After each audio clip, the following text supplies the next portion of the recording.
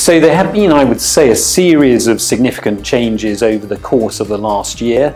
Most notably, we had the election in November 2015, and since then we've had a relatively smooth transition of government. And I think that can't be overstated, the importance of that in terms of helping to build investor confidence.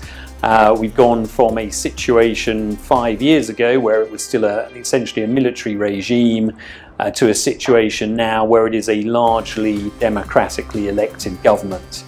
The sanctions, or the ending of sanctions, have obviously been a major factor and a very positive factor in terms of investment going into Myanmar. I've heard some people suggest that actually lifting of sanctions is not such a big deal because companies that wanted to be in Myanmar were already there. I think that view is oversimplistic, because the reality is that for any major multinational or even any major regional company that touched on the US, complying with that sanctions regime was incredibly important, crucial, and to do so was expensive. So by lifting that, you've made the entire playing field much simpler. Now, in addition to that, we've seen the new investment law be enacted.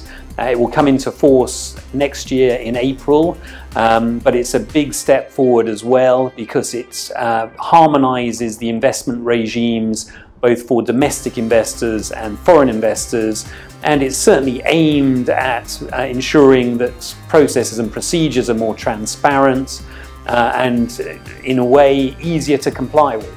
Now, the proof of the pudding on that front is still to be in the eating, and we're waiting to see the subsidiary legislation that will be passed. But I think the rationale behind the investment law is certainly positive and should be encouraging to foreign investors.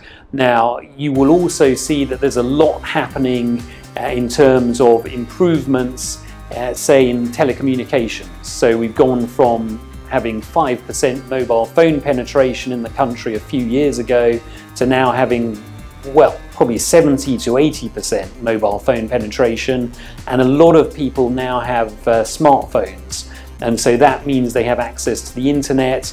I'm giving that as an example, but it really highlights the pace of change and therefore environment there. There are, of course, some ongoing obstacles.